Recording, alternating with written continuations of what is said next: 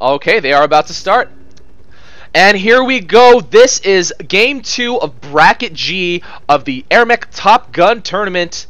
And I'm here with Kirby. Oh, Bracket H. Right. This is game 2 of Bracket H. And I'm here with Kirby as my co-host. And we are on Duel. And this is the second set of the semifinals. This is possibly the last game of the semifinals should Tangibility win. He did get the first game, but we do have Minx as the blue player in the upper left hand corner, and she is in the classic Osprey, and Tangibility is the red player in the bottom right hand corner in the classic Striker. Once again going with no moneymakers, but Minx deciding to do the exact same thing.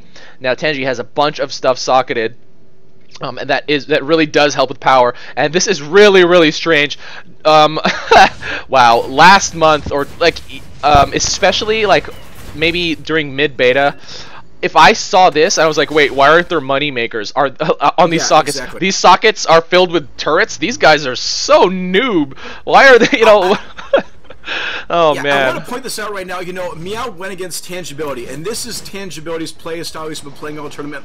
Minx has now kind of went out, changed some stuff up, and is now experimenting with this loadout. So, it's not something, Minx is, I don't want to say unfamiliar with, but not as experienced with. Yeah, definitely not as close. A low income gameplay, and that's exactly what Tangibility's been doing. Yeah, is low income gameplay. I've set up no moneymaker across the board games before, just because I don't really like moneymakers to begin with. And I've played with a few people, and it's torture. It feels like you're not it feels like you don't have any money at all. And it's ridiculous that either of these players can manage like that. And Tangi now doing a little bit of harass here, forcing Minx to drop an extra Gaddy or whatever over there on that last stand outpost.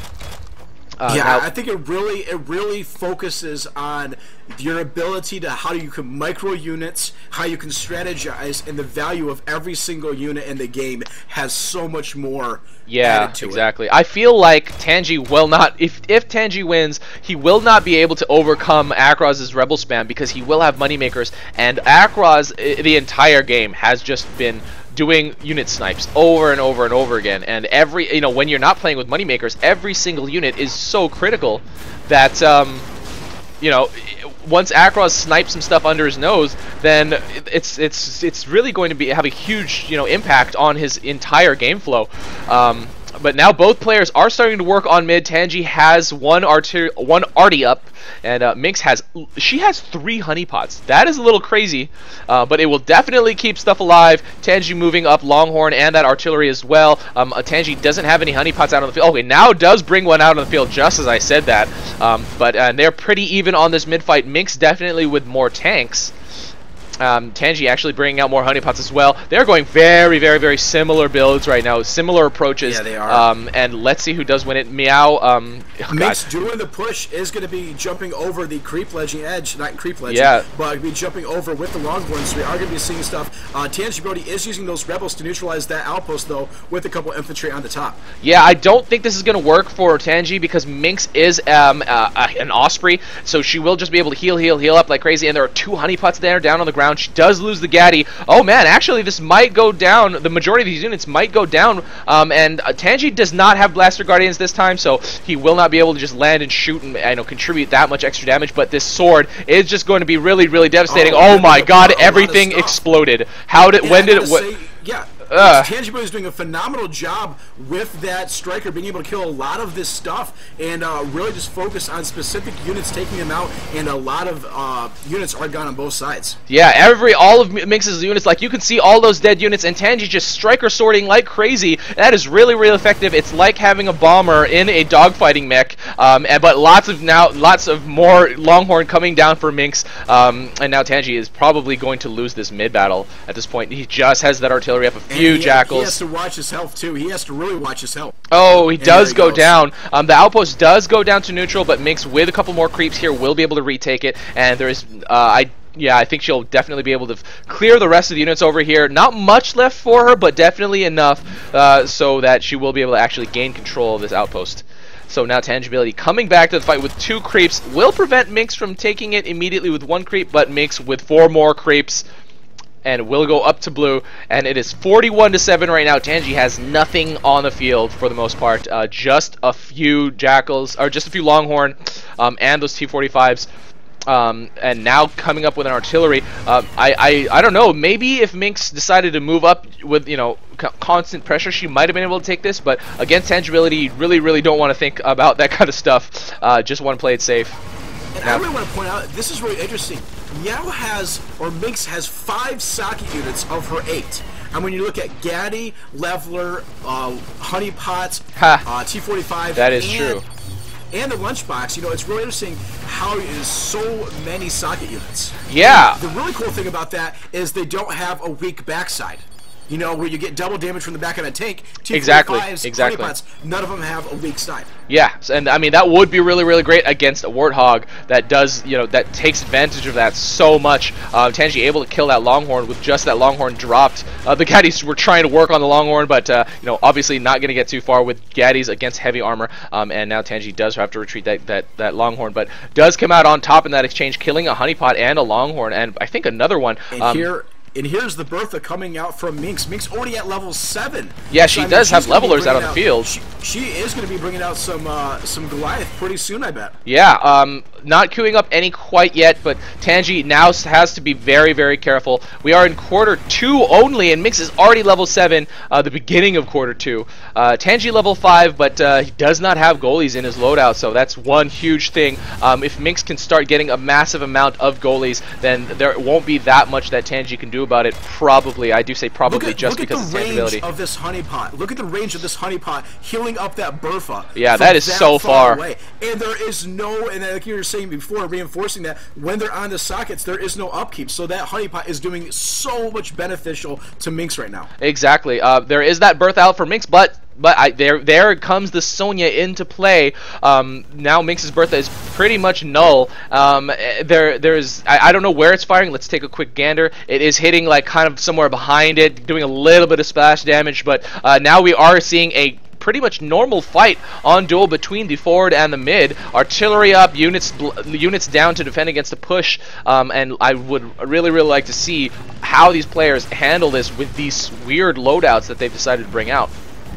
Minx is doing a phenomenal job right now, even placing these Gaddies on the bottom to really chew up any creeps that come right away, microing these Bertha, moving them around, forcing Tangibility to do the same. Now we are beginning to see that Sonya come from Tangibility, so that is going to help a little bit. You could definitely see a lot of these Bertha are missing their targets because of that Sonya location. Yeah, and that's, you know, probably the main reason. I would assume that he's aware that one of his big vulnerabilities is artillery in this loadout, so that's probably one of the biggest reasons that he you know, brought that Sonya, and he's actually making a pretty wide spread of his units right now. At the bottom, and it's mostly Bertha for Minx, so if Tangi masses up more tanks, he might be able to push out and actually overwhelm these forces. Let's see if that can actually happen. Healing up that Longhorn, another one coming out. The thing is, they are both really starved for credits. Minx playing pretty typical Osprey play and healing up stuff from behind artillery lines, or I guess in front of the line of artillery. And I want to say this right now. For sure, if you look at Tangibility, Tangibility is putting Longhorns farther behind than what you would expect to see, not on that front line. Is he doing that just to secretly hide them from Minx, so Minx doesn't think he has that many units, and then he's going to push them all at once? Honestly, I don't really think that's the case, because, I mean, it's so easy to scout that stuff, especially in the AirMech, and there will be flyovers, almost definitely, but he is starting to move them out. Yeah, he is starting to move them out. There are 8 Longhorn here. No, 9. Oh, this is really good. This is really big right now. If Tangibility can focus on that. And he's pushing from the other side, too. So he has a lot of Longhorn. He has 13 out on the field. Oh, man. Are they set on Y? They are set on Y. That's the weird thing about Tangi. His pushes are really strange. He sets things on Y when they should be on T, or he sets things on T when they should be on Y, and that's just out of traditional, you know, traditional AirMech logic. But the way that Tangibility plays, I know that there's definitely logic behind this, and there are a lot of Longhorn actually making their way to Minx's front door, and she has absolutely nothing there. The two T45s are there, along with the Honeypot, though. So that is true. T45s, Those are going to be clearing out those Longhorns, and then that honeypot is going to be getting extra the salvage for Minx. Yeah, oh man, Tangi hasn't been able to clear too many of the units here, but actually a lot of damage is going down on Minx's side. A quarter of her health is already gone. The lunchbox going to Tangibility's side. Tangibility might be able to take down with that striker, but that Goliath is still marching away at the front door. And Minx healing it up. Okay, will last just that much longer. Is there anything blocking in front of Tangibility's fort? No, it's just the T-45s. So let's see how Tangi decides to handle this. And Minx is making a big push right now with those Longhorns. The upkeep is 109 to 32, so Tangibility is really hurting, trying to get some units on the map.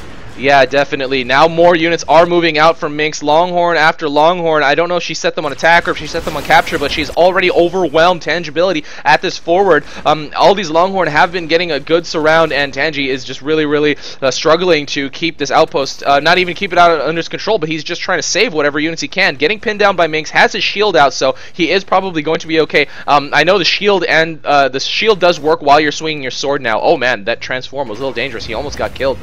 But he does not have control of his forward anymore. And now we are in the halftime stage. We are getting a credit boost. Minx is going to be having significantly less credits than Tangibility. Yeah, but right now, Minx with a lot of map control is beginning to take these 2, 4, 6 Longhorns on the right-hand side, and those are going to be, never mind, 2 going back. I don't know what's happening that. It's the pathing. They randomly stop and turn around, but yeah. Minx is beginning to push at this right outpost, and that is going to be neutralized pretty soon, and then Minx now supporting it with infantry, so that is going to go to Minx. Tangi with a huge force of Longhorn at his front door. I don't know how he's going to decide to go out with this, but regardless of how, I am a little excited to see he is now moving them out. He has 4 Longhorn in his queue. Those 12 out on the field are moving out. Did he set these on attack? Did he set these on capture? I'm assuming attack, because they are just going straight ahead. And Minx now just noticing this line, I think, on her mini-map, if she's paying attention to it. But if Minx is held over here for a while and distracted by Tangibility, you don't know what all of these can do. I mean, they're still not distracted, clearing it up. Now Minx, I think, finally getting back and seeing the force pushing forward. Yeah, and I'm assuming Tangi is going to either support his push or do something somewhere else on the map, landing behind those Longhorns so he can draw their fire away. They are all trying to fire at Tangibility. He is really low on health, though. He probably will go down if he doesn't get out of there. He's really low on health, but he is regenerating health on the ground. Look at that line of Longhorn coming for Minx's front door. She only has 3 Longhorn defending, and now has to come back. Does have 5 in queue and is going to be dumping those out, and that push is going to be stopped. Yeah, it definitely will.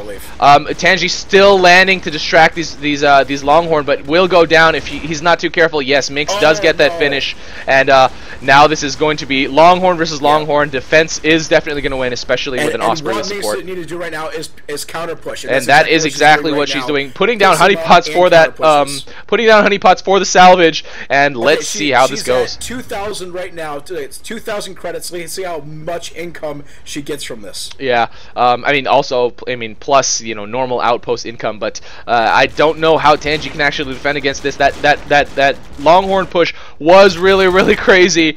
And now Minx has a bunch of them coming for here. Is she going to stop them here, or is she going to keep going? No, it looks like she's going to keep going. So taking out more Longhorns on the queue. Now has 20 Longhorns on the field. That's almost as many Rebels as Akraz has during his game. Yeah, that's a little bit crazy. Let's see how far this gets. I don't know if Tangi can really defend against this, and they are splitting. Some are going for the outpost, some are going for the fort. That is probably the right decision at this point, and because Minx... I mean, Tangi's going to have to choose one way or another where to go, and he is now deciding to go with a fort defense, so that will allow Minx to get a surround on his close and overwhelm all the units he has over there. I doubt Tangi was going to be able to retake this. Now the mid is pretty much bare, though, so if Tangi does a quick scout, he might be able to see that he can actually take that outpost. But with so many Longhorn on the field, there is not too much that he can... I mean, there's not too much progress that he can actually make. He actually did kill that Longhorn there at that last stand, but once again, Minx has Minx has pretty much full map control at this point. Now bringing creeps, but Tangi's going to be able to kill a couple of them with his sword. Creeps of his own walking in, 2 bulbs up, and Minx is able to actually save these Longhorn. Trying to get this finish on Tangi on the ground. Tangi does retreat with shield in hand. and does survive that attack. Minx decides not to keep going with that, but again, Minx has this entire close surrounded. She has, but I mean, Tangi has a couple of artillery up, so if he can distract her for a little while longer, then he might actually be able to, you know, clean up a lot of the units that are sitting at his close. Yeah, definitely. And you know, you want to say right now, just looking at the overall game, Minx definitely has done a phenomenal job with the selection using an Osprey for this map, because this Osprey has been able to heal up a lot of these units, and also switching from Longhorn to the Dillos to the Longhorn. I think it's definitely been a very beneficial push for Minx. Yeah, it's probably a good adaptation. I don't know why Tangi decided to go striker. I can pretty safely say he did it for the derps, because that's pretty much how Tangi is. And it's not necessarily something super strategic every single time. And now Minx starting to leapfrog her Longhorn up here. I don't know if this is actually going to work. Tangi can probably just land behind him and start swinging his sword and killing a lot of these Longhorn, because they're all clumped up right together.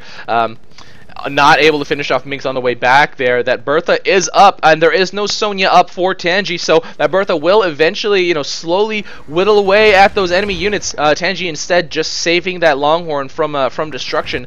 So what is Minx's next step? She has pretty much every single outpost under her control except for that last stand outpost, which already have blue creeps wandering in. And I don't know if Tangi can actually hold out.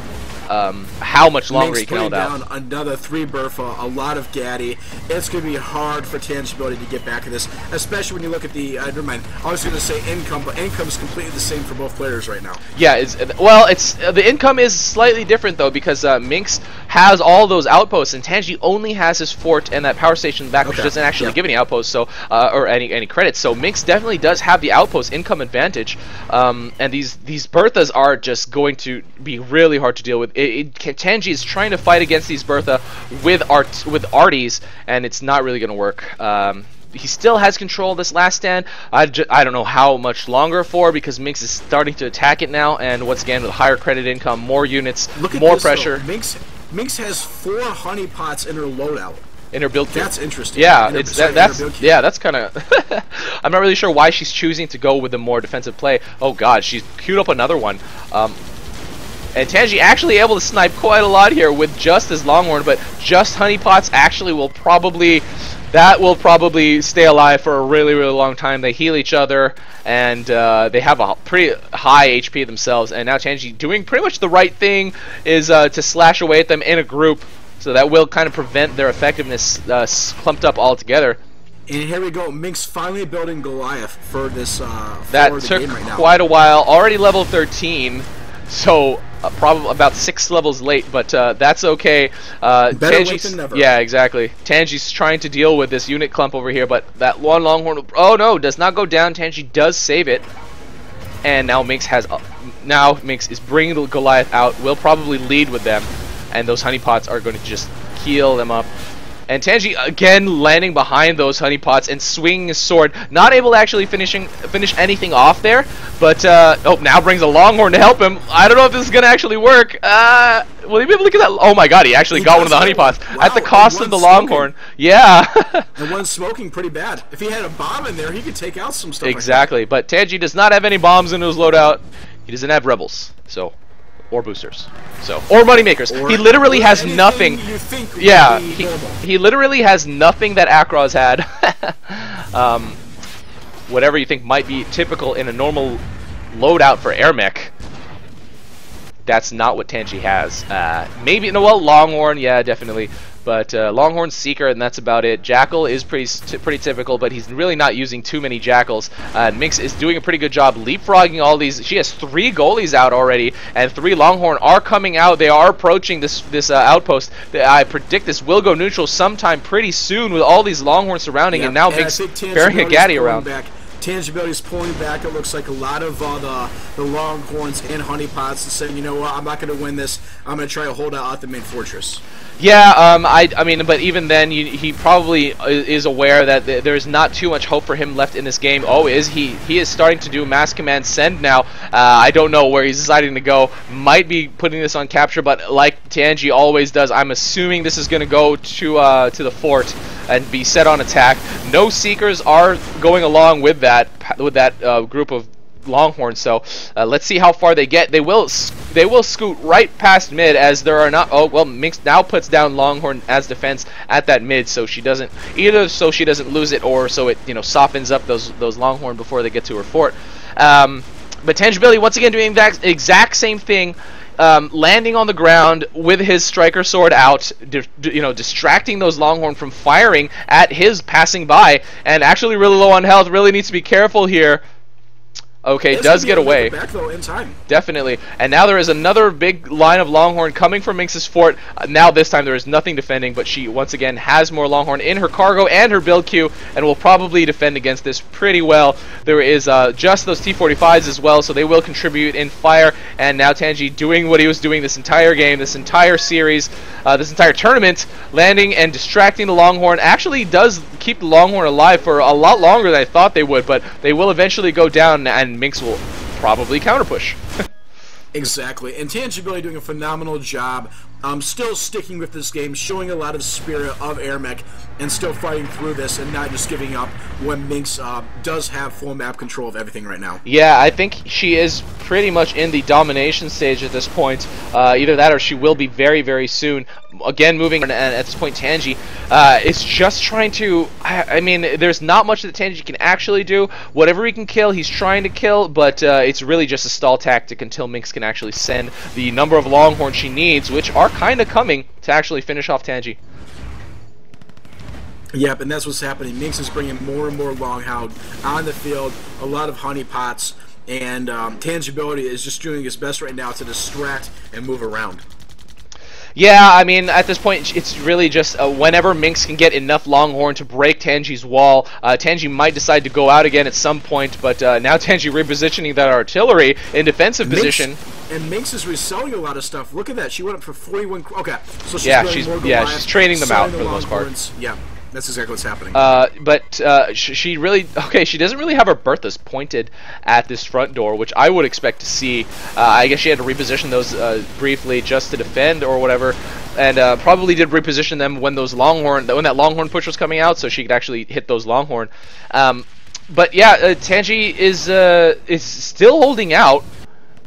Some of that artillery is getting pointed at that bottom right-hand corner, but Tangi is forced to retreat them back. Where did he go with them? That is really... Okay, now going on the left side, and Minx has a lot of units at that last stand. Right in the place of those Berthas, though, they got damaged pretty hard by Minx's Bertha that's still there. Now we are beginning to see, 200 and 200 upkeep to 40 upkeep.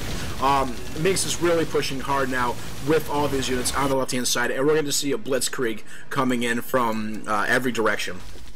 Yeah, I mean, she has a lot of them at that last stand, she has a lot of them at that close, and when she decides to push out, I'm pretty sure she's going to do them both at the same time. A lot more goalies in her queue now, so she will be able to break a lot more than the Longhorn by themselves would be able to do. And Tangi again sending out with mass order. I don't understand why. I mean...